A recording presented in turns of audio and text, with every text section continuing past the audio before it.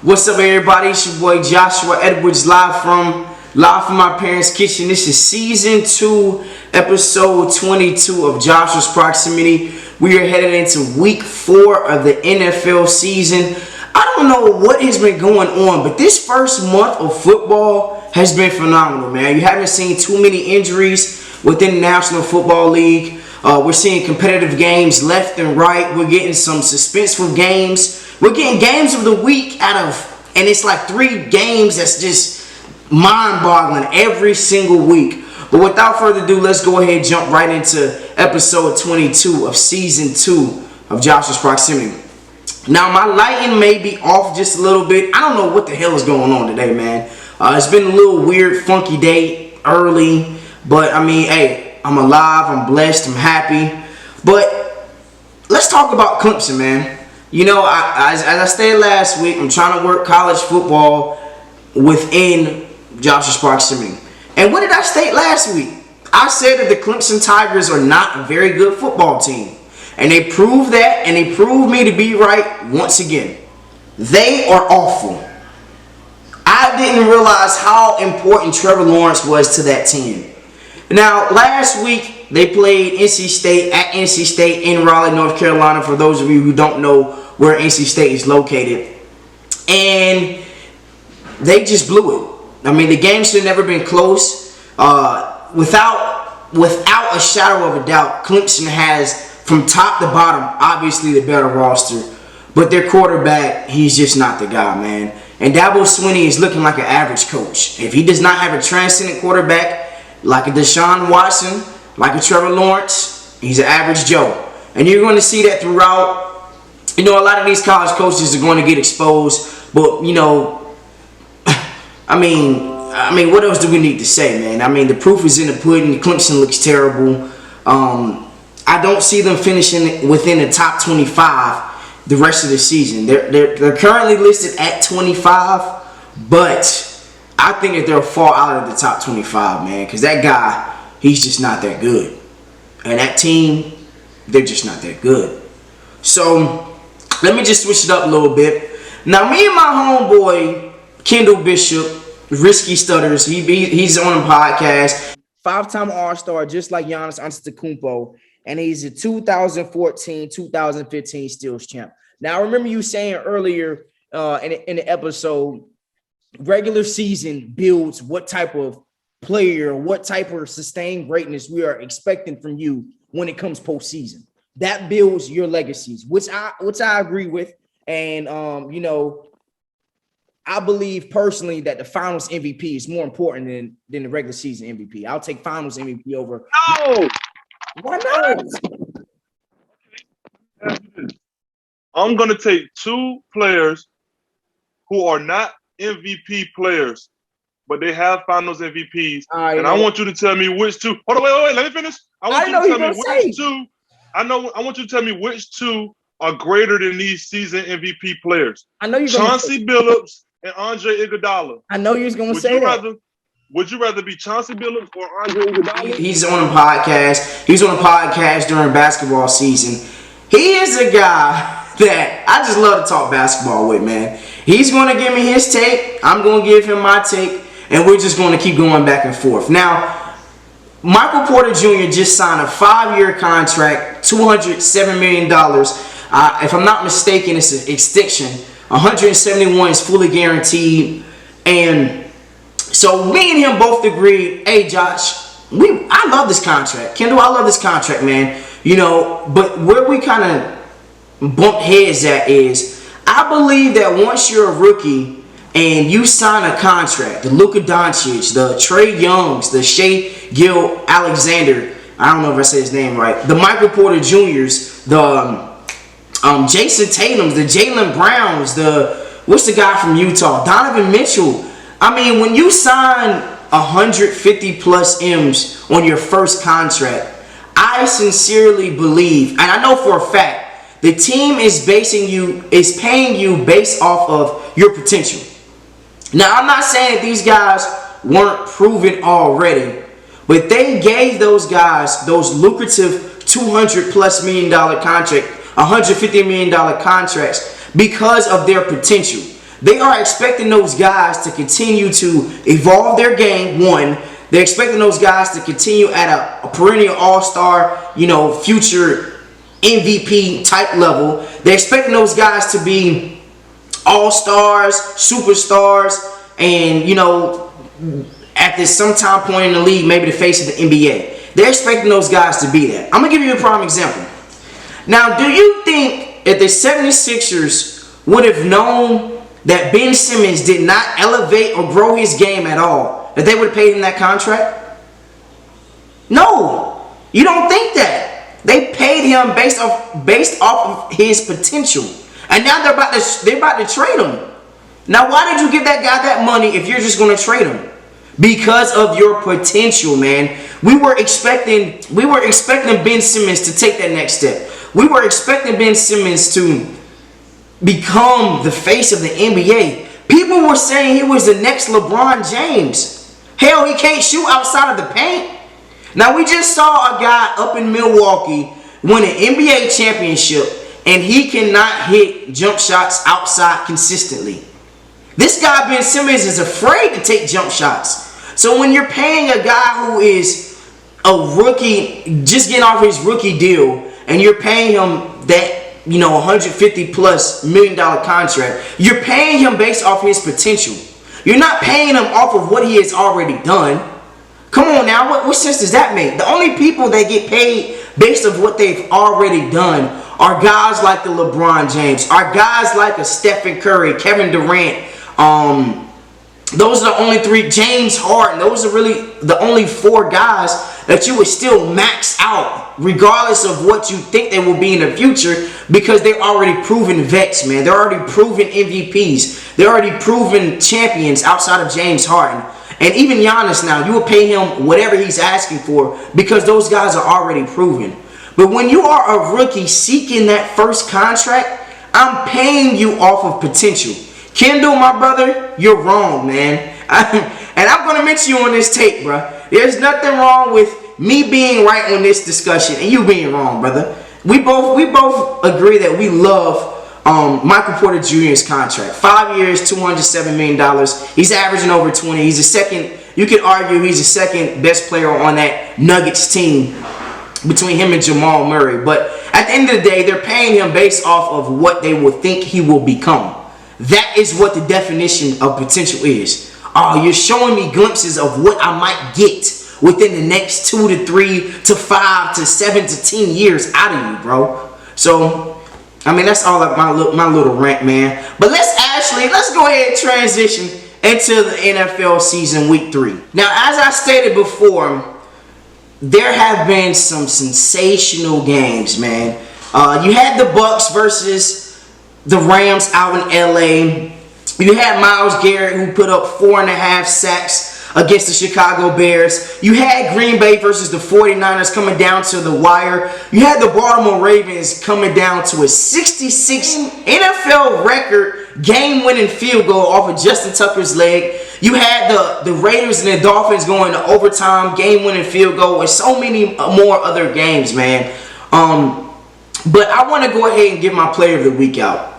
I believe, now I've been on the record saying this guy is not that guy, man. So if I gotta bash him on one end, for instance, I'm not bashing the guy, but if I have to, just take shots at the guy, I gotta praise him when he's doing good, man. Matthew Stafford, you deserve the player of the week, man. After all the numbers that you put up, if I'm not mistaken, you had over 380 yards, 4 touchdowns. You were balling, man. You picked apart the Tampa Bay Buccaneers defense, but we know that they're not good. That's why they just signed Richard Sherman. Actually, today, as I'm talking to you right now, it's breaking news. They just signed Richard Sherman for a 1-year deal.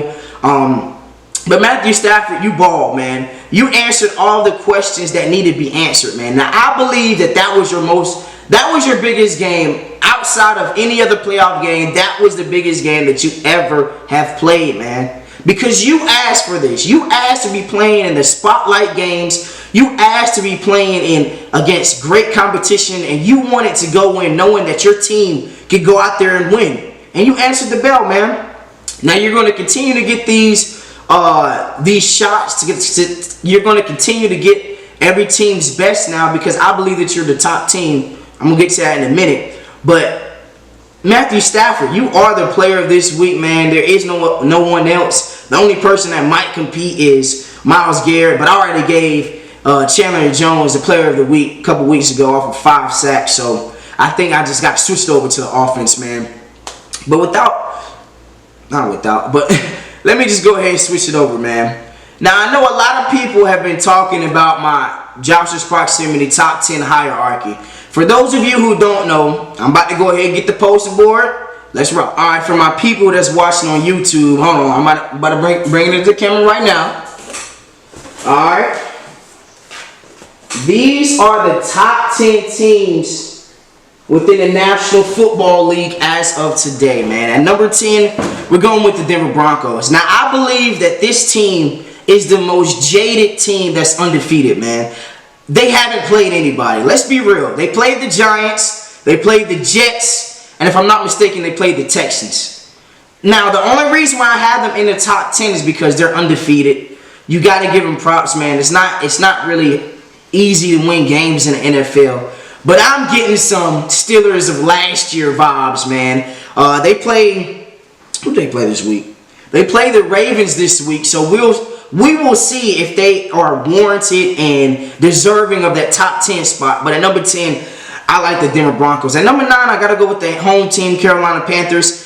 Now, I was going to move them up, but they played the Texans, man. Christian McCaffrey is hurt at the same time, and they're undefeated, so I have to keep them in the top 10. At number 8, the San Francisco 49ers. Now, I know a lot of people are going to give me some pushback, some feedback. Josh, how can you have the 49ers there if they lost to the Green Bay Packers? Well, look at the team overall. The defense is solid. The run game is solid. Jimmy G, he's got to stop with these knucklehead turnover-worthy plays. Like, I don't know what the hell he was doing when he was about to get sacked and he tried to throw in the ground. He threw it behind him as a lateral. Like, what are we doing, Jimmy G? This is why you're about to get replaced later on in the year. But we're going to get to that another time. So, at number 8, I like the 49ers. At number 7, I got to go with the Green Bay Packers, man. For everything I just stated. They beat the 49ers in California. Aaron Rodgers, 37 seconds left, drives down the field, puts his team in a position to hit the game-winning field goal. Mason Crosby hit the game-winning field goal.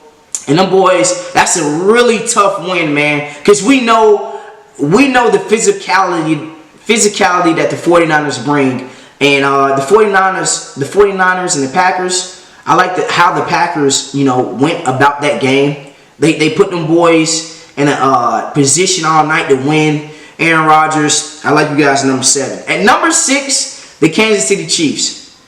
Now, Josh, how can you put a team that only has one win in the top 10? Well, let me tell you about this, all right? They played the Cleveland Browns. They have played the Los Angeles Chargers. And they have played the Baltimore Ravens. 3 teams that all have a legit shot at winning the AFC. And all 3 of those teams have a legit shot of making the Super Bowl. And those last 2 games that they lost against the Ravens and against the Chargers, I mean, it's just late game turnovers, man. Clyde Edwards-Helaire, I don't know how long you're going to continue to be able to turn the ball over and still get a lot of touches, bro. Your time is ticking. You better be careful because Marlon Mack is on the ready to trade, man. I'm not saying that you'll get traded, Clyde Edwards-Helaire, but your carries is going to start getting cut down really, really fast. So at number 6, I like the Kansas City Chiefs, man. And obviously, they got Patrick Mahomes, bro. Anytime that you have a quarterback that is generational, transcendent, that can make all of the throws, you're going to be in a position to win at any given time, bro. So, number 6, the Kansas City Chiefs. At number 5, the LA Chargers, man. 3-3-6, Keenan Allen, man. Another phenomenal game. Mike Williams is finally emerging as the number 1 receiver on that team. I still believe Keenan Allen is, don't get me wrong. But Mike Williams is becoming a red zone threat. He is the Mike Williams that we expected coming out of college, bro. Mike Williams, keep it up. Justin Herbert, that defense is playing solid. Austin Eckler running the rock. And number 5, I like the San Diego Chargers. And number 4, I got to go with the Oakland Raiders, man. Now, I did not like the win against the Miami Dolphins, a Tua-less Dolphins. They had Jacoby Brissett, who is a solid backup in the NFL. He's a solid, come off the bench quarterback, whatever you want to call it. But they got a tough matchup against the Chargers. But I like that they're undefeated. They have beaten the Steelers. They have beaten the Baltimore Ravens, and now they've beaten the Miami Dolphins. So that's no easy schedule like the Broncos. So number 4, I like the Raiders. At number 3, the Arizona Cardinals. Now they have a really, really tough opponent coming up this weekend, coming up this Sunday. But at the end of the day, I gotta go with the Arizona Cardinals, man. They're undefeated. They're a solid football team from head to toe. Defense is playing lights out. Kyler Murray's looking like early MVP candidate. So at number 3, I like the Arizona Cardinals. And number 2, I like the Tampa Bay Buccaneers. Now, yes, they did go up to LA and they lost, okay? Yes, they did go up to LA without AB, without their starting corners, without Jason Pierre-Paul. But they just signed Richard Sherman, and they have Tom Brady at the helm. So at number 2, I like the Tampa Bay Buccaneers. And number 1, the Los Angeles Rams. For everything that I just stated, bro, they have beaten some really, really good football teams. They have beaten the Indianapolis Colts. They have beaten the Tampa Bay Buccaneers. Matthew Stafford, man, he's the player of the week this week. That team looks lights out, man. They look scary. Cooper Kupp is an early candidate for Offensive Player of the Year. He leads the league in every statistical category when it comes to receiving. Most receptions, most touchdowns, most yards. Number 1, Los Angeles Rams. But let me go ahead and switch over to my final projections heading into week 4. But just one more shot. Here we go in my top 10 one more time.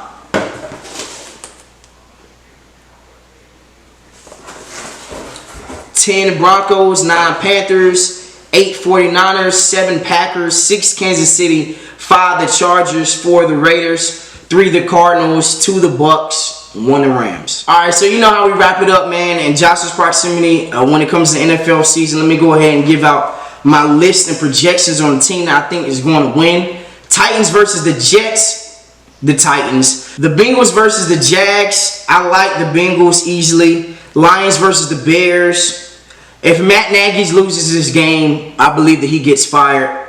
So with that, I'm going with the Bears. Colts versus the Dolphins. The Colts cannot lose. If they lose, I think we really got to start looking at Carson Wentz, man. But I like the Colts over the Dolphins. Browns versus the Vikings. We're going to see what the Browns are about, but I'm loving the Browns in this matchup. Washington versus the Falcons. The Falcons, they finally got their first dub against the Giants, but I do like the Washington football team. Texans versus the Bills. Bills easily. Giants versus the Saints. Saints easily. Chiefs versus the Eagles. You might see a lot of pressure against the Eagles, but I like the Chiefs to pull it out. Panthers versus the Cowboys. We don't have Christian McCaffrey in Carolina, but with that being said, it's at Dallas. Give me the Panthers, man. I don't care what y'all talking about. Give me the Panthers, man. Seahawks versus the 49ers. If the Seahawks lose this game, they need to reevaluate what the hell is going on in Seattle. They might need to trade Russell Wilson, man. Get my man in a better position. So with that, I'm going to go with the Seahawks, though, man. Cardinals versus the Rams. Matthew Stafford, another call. 2 undefeated teams in LA. What you going to do? I like the Cardinals, man, with the upset, man. Steelers versus the Packers. Steelers, Big Ben needs to go ahead and retire. Packers easy. Ravens versus the Broncos. Broncos, we're going to see what your team is about. With that being said, I'm going to go with the Ravens, even though we know what Lamar is. He still has to get better with throwing the football, but I like the Ravens. Patriots versus the Bucks. The game of the week. You got Brady returning back home, man. You got Gronk returning back home, man. You got Brady versus Belichick. I like the Bucks by at least 20 plus, man. Raiders versus the Chargers. I'm going to go with the LA Chargers. And that really concludes Season 2, Episode 22 of Josh's Proximity. We out, baby.